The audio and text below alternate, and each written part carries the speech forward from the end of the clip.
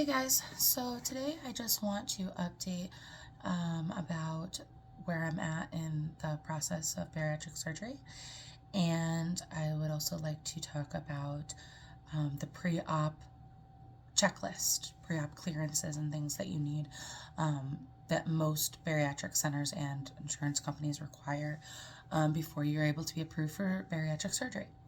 So last time I made a video, I thought that I was waiting for the end of this month, February 28th, for my first appointment, and I thought that that was going to begin the whole process. Well, I come to find out that my primary care physician accidentally wrote the referral for non-surgical weight loss, and I, want to go the surgical route. So that was confused in the system. It's been fixed. The appointment at the end of the month, I no longer need. I've already started everything now. So they verified my insurance, and they went over what my insurance requires, which is 6 classes. It's 6 of the medically supervised weight loss classes. And they're just Zoom meetings. I already did my first one last week. And it's just information about, nutrition and, portions and just all kinds of everything you can think of when it comes to nutrition, both before and after surgery. And I think they're really helpful, and I understand why they're required before surgery. So I can do one of those every 21 days. So I started last week, and I can do, in March, I can do 2 because there's so many days in March, 31 days in March. So I can do one at the beginning of the month, one at the end of the month.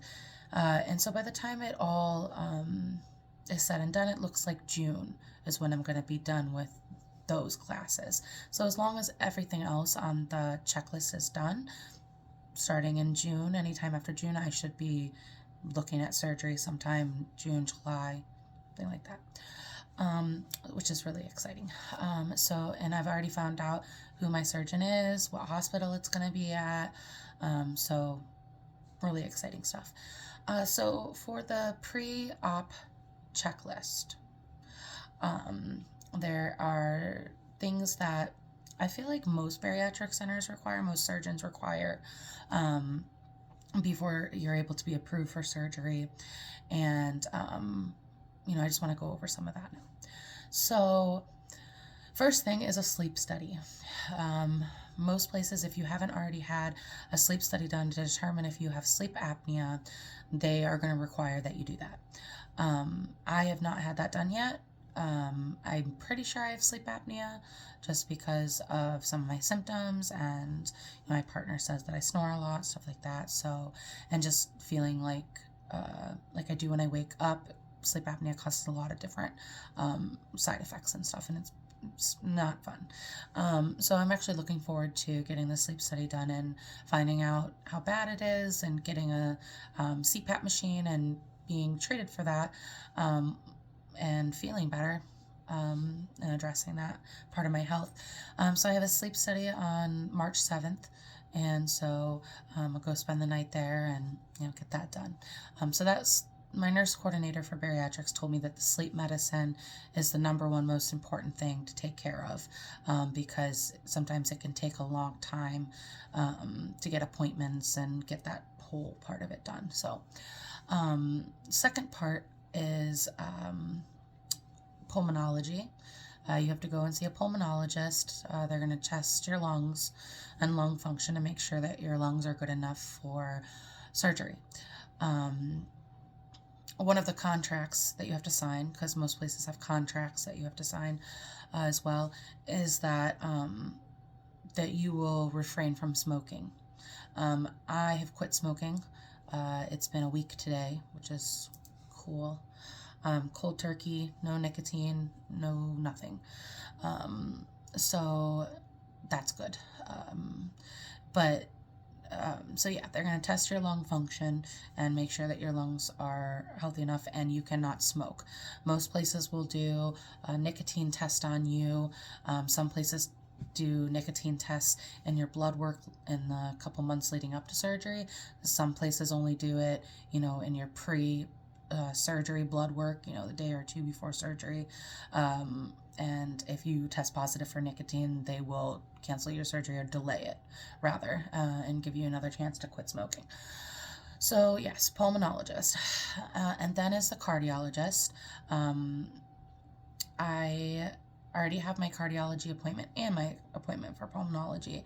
Pulmonology is the 21st of February, cardiology is the 24th, and cardiology is obviously just medical clearance saying that my heart is strong enough to withstand surgery. Then there is the psychology. So you have to go and see a psychologist, and they have to sign off on the fact that you know what surgery is, you're aware of the risks, you're aware of the outcomes, you're aware of the lifestyle changes that come after surgery. Basically just saying you're of sound mind to have this procedure done and you understand it. And then the blood work, obviously they do blood work a few different times before you have surgery, but that is also another one of the required things. So I had to fill out a bunch of paperwork, and then the contracts, which is, I didn't expect that. I didn't realize that, but they make you sign several different contracts. The first one that I already addressed is no smoking, that you commit to not smoking cigarettes or vaping both before and after your surgery. Then there is the birth control contract, stating that you agree that for at least, I think it was a year after surgery, that you won't get pregnant. Just because a pregnancy before that year mark can be very risky for both the mother and the baby, not getting enough nutrients and stuff like that. So then they make you sign a alcohol and a substance abuse contract, stating that you agree to refrain from alcohol consumption. I think mine says 6 months after surgery, or 6 to 9 months, something like that. Also that you understand the risks of transfer addiction with bariatric surgery, and that you understand that even in moderation it can create addiction, and that you agree to seek treatment if you start to have issues with that after surgery. Understandable. Then there's the vitamin contract, where basically you're saying that you agree and you understand that in order to avoid nutritional deficiencies, you are going to have to take vitamins probably multiple times a day for the rest of your life. And that you are committed to taking those vitamins and spending $20 to $30 a month every month for the rest of your life on these vitamins. And I think that was it for the contracts.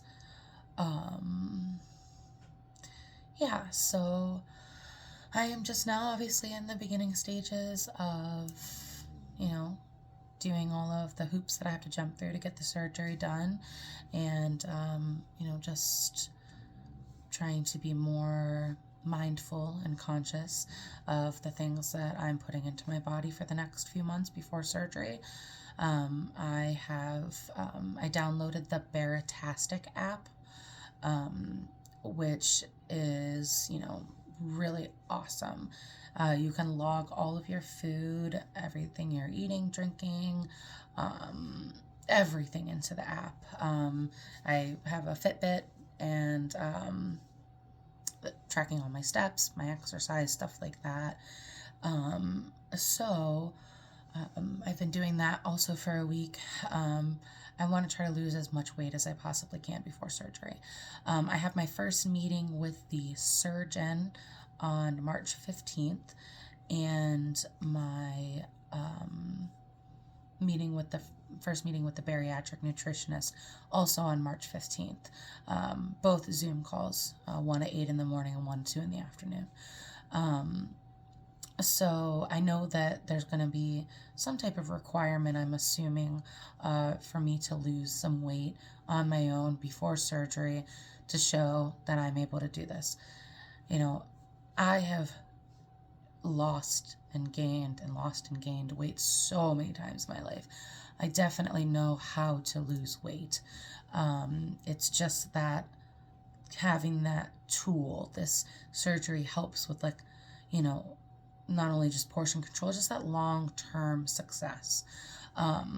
So I know that they're going to probably ask me to lose some weight, and I'm just getting a jump start on that now. So for the last week, I've been really watching my calories, making sure I'm getting my water intake. And most of it's water weight probably, but I've already lost almost 5 pounds in the last week. So I went from 365 when I weighed myself last week, and I am now 360.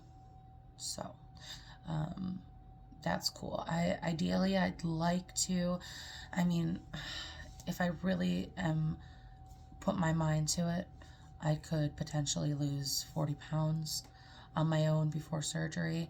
And then obviously with the pre-op liquid diet, you typically drop a few more pounds then. So I'm hoping that, you know, on day of surgery, I'm hoping to be at, you know, at least 320 would be nice.